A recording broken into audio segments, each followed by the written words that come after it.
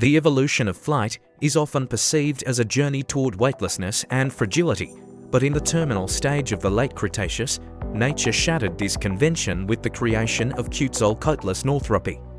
This was not merely a large bird, it was a biological anomaly, a pterosaur with a wingspan exceeding 11 meters and a standing height that rivaled a modern giraffe. To understand Quetzalcoatlus is to confront the absolute limits of aerodynamics and terrestrial power. This was the sky's executioner, a creature that defied the conventional laws of lift and mass to dominate the air and the land with equal lethality. We begin not in the clouds, but on the ground, for it is here that the true engineering genius of Quetzalcoatlus is revealed. Unlike birds, which are limited by the explosive power of their hind limbs for takeoff, Quetzalcoatlus utilized a quadrupedal launch mechanism. By vaulting its massive frame off its powerful forelimbs, it generated the initial velocity required to transition from a terrestrial stalker to an airborne titan. This anaerobic burst of power was a mechanical necessity for an animal weighing over 200 kilograms. Every takeoff was a high-stakes calculation of muscle output and tendon elasticity. The skeletal structure was a masterpiece of weight reduction, consisting of hollow, air-filled bones reinforced by internal struts, a system known as pneumaticity. This allowed for maximum structural integrity with minimum mass, creating a frame that was both rigid enough to withstand the stresses of flight and light enough to be lifted by the thermal currents of the Maastrichtian atmosphere. The wings themselves were not composed of feathers, but of a complex, multi-layered membrane known as the actinofibrillar skin. This tissue was embedded with microscopic muscle fibers and blood vessels, allowing the Quetzalcoatlus to actively adjust the tension and shape of its wings in real time. This was not passive gliding, it was active, sentient aeroengineering. The sensory map of this creature was dominated by its massive, toothless beak, a precision instrument nearly 3 meters in length.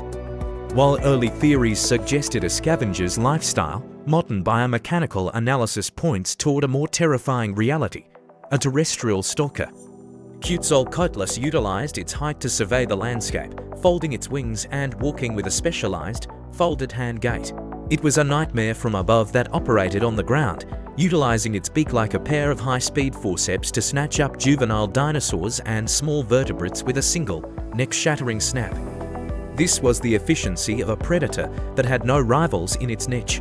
If you are captivated by this forensic investigation into the ultimate masters of the ancient sky, ensure you are subscribed to the channel and have liked this video. Your engagement is essential for us to continue deconstructing the biological reality of the prehistoric titans. The flight of Quetzalcoatlus was not defined by the frantic flapping of a bird, but by the strategic utilization of thermal soaring. With its immense wingspan, it could remain airborne for thousands of miles, crossing entire continents with minimal energy expenditure. It was a global traveler, moving with the seasonal shifts of the Cretaceous climate. The brain of the Quetzalcoatlus was highly specialized for this lifestyle, with an oversized flocculus, the region responsible for processing complex balance and orientation data. It perceived the atmosphere not as empty space, but as a three-dimensional map of pressure differentials and thermal elevators. Its vision was likely superior to any modern eagle, allowing it to track the movement of small prey from altitudes where it was invisible to the naked eye. This verticality of the hunt created a landscape of constant, invisible danger. The psychological pressure exerted by Quetzalcoatlus on the terrestrial ecosystems was profound. In the open floodplains, there was no cover from an animal that could drop from the stratosphere at terminal velocity. The life of a Quetzalcoatlus was one of high energy maintenance.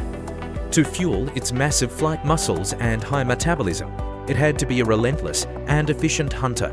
The fossil record shows that these animals were at the pinnacle of their design when the KPG extinction event arrived. They were not a fading lineage, they were the absolute climax of pterosaur evolution. The atmosphere of the late Cretaceous was their kingdom, a realm of high oxygen and stable currents that supported their immense size.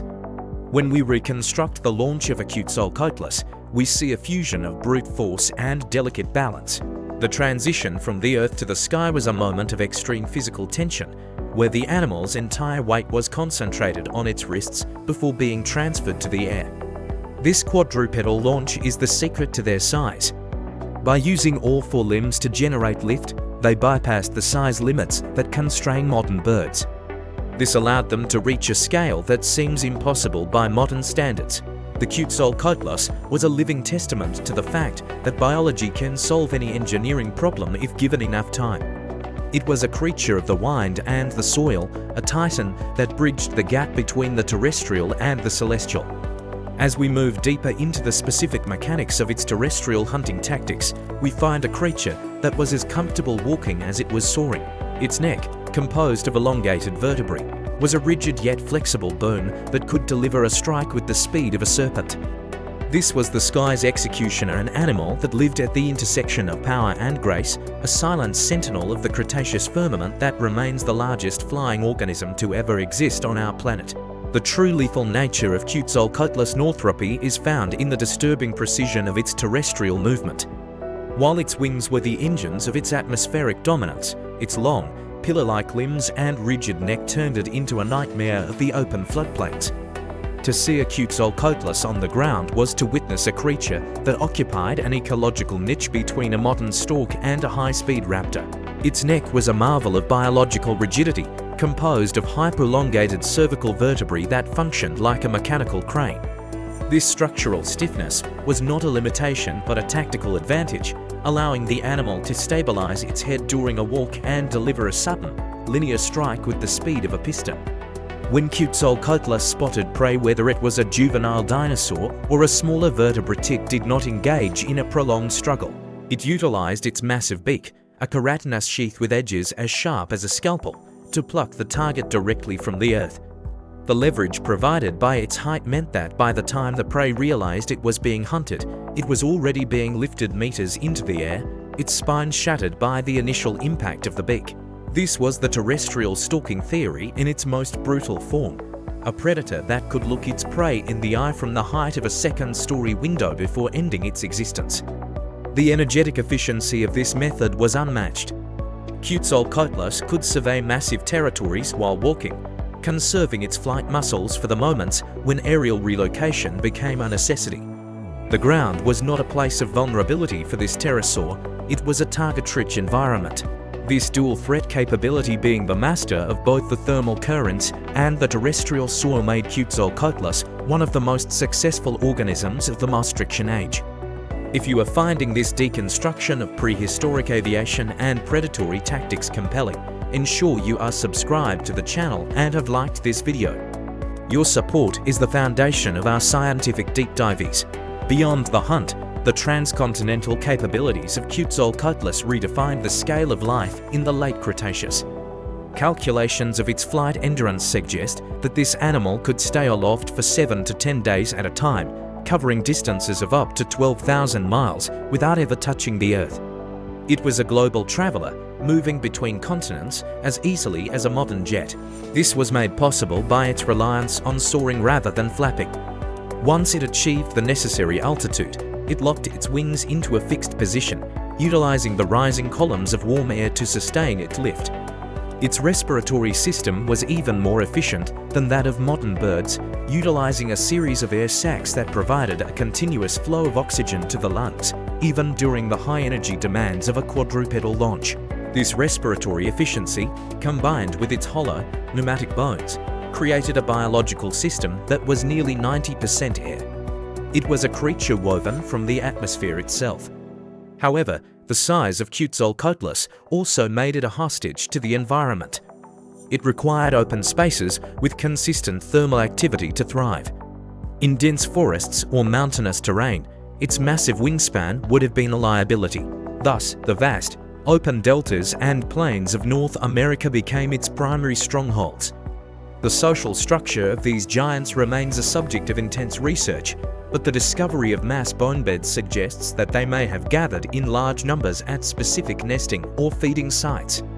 Imagine a landscape filled with hundreds of these giraffe-sized aviators, their long shadows stretching across the plains as they prepared for a synchronized launch. The visual scale of such a gathering is almost incomprehensible to the human mind. The psychological impact of Quetzalcoatlus on the smaller creatures of its world was a constant state of vertical anxiety. There was no safety in the open, for the sky could produce an executioner at any moment. As we examine the final stages of its evolution, we see a creature that had reached the absolute maximum size possible for a flying organism. Any larger, and the muscle mass required for takeoff would have become too heavy for the wings to lift. Quetzalcoatlus was the biological ceiling of aviation. It was the terminal point of 150 million years of pterosaur development, a high-tech solution to the problem of being both a global traveler and a lethal terrestrial hunter. But as the Cretaceous reached its violent conclusion, even the ability to soar above the world would not be enough to save the sky's executioner from the changes brewing in the atmosphere. The very air that gave it life was about to become its greatest enemy. The finality of the Quetzalcoatlus reign was a paradox of biological perfection meeting an environmental dead end.